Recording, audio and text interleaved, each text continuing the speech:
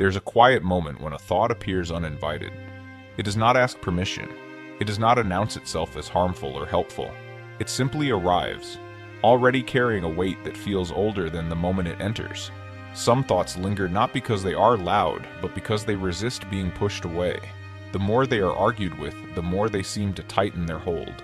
There's often confusion here, a sense that something inside has become an opponent, as if the mind is split into a watcher and a disturbance, each pulling in opposite directions. What goes unnoticed is not the content of the thought, but the tension created around it, the quiet effort of resistance, the unseen fatigue of inner struggle. And beneath that struggle, something patient waits to be understood. Not silenced, not defeated, just seen.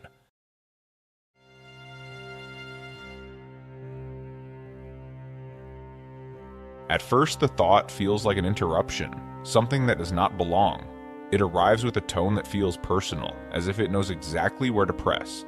There is often an instinctive response, a tightening inside, a subtle push, an effort to correct, replace, or overpower what has appeared. This effort rarely feels dramatic. It is quiet, habitual, almost automatic. Over time, the mind learns this rhythm. A thought arises and resistance follows close behind.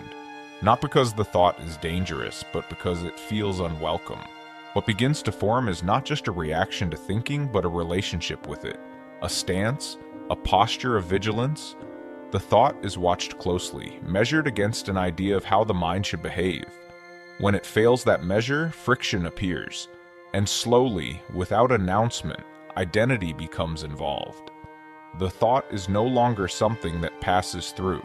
It becomes something that says something about you, about your character, your strength, your worth. This is where exhaustion enters.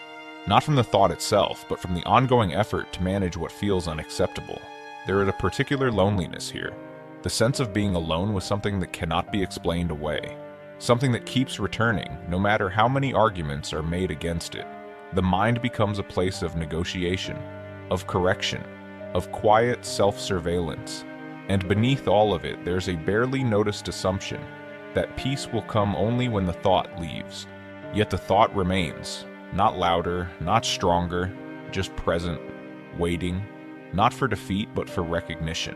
In this early stage, nothing has shifted yet. No understanding has settled.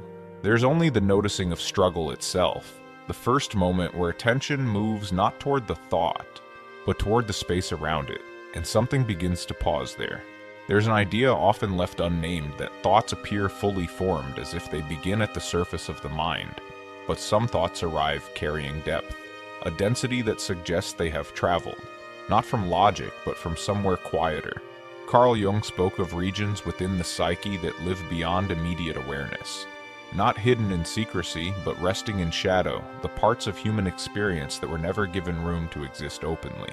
Feelings that once had no language, reactions that felt inconvenient, instincts that did not fit the image of who one needed to be. These experiences do not disappear. They wait, and when they return, they rarely come back as memories. They come as moods, as patterns, as thoughts that seem to repeat without explanation.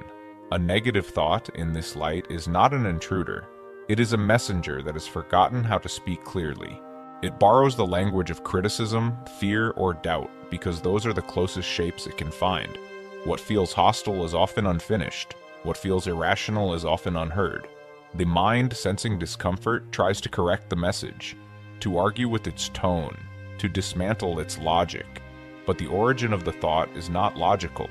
It is emotional, symbolic, rooted in experiences that were never fully met at the time they occurred.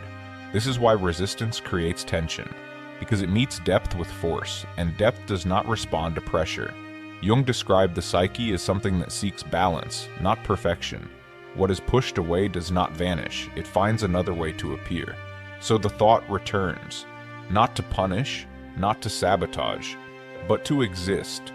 And in this understanding, the struggle begins to look different, less like a flaw in thinking and more like an encounter with something human, waiting patiently in the background of awareness, not demanding agreement, only presence. When the struggle is seen clearly, another tension reveals itself, not between thought and reason, but between presence and resistance. There's often a belief that allowing a thought to exist means agreeing with it, that noticing is the same as surrender. So the inner watch remains alert, guarding against what feels dangerous to let in. Yet the mind does not divide itself cleanly. The one who resists and the thought being resisted are shaped by the same inner landscape. Modern psychology has begun to echo what Jung sensed intuitively, that the mind is not a single voice, but a living system of parts, each carrying its own timing, memory, and tone.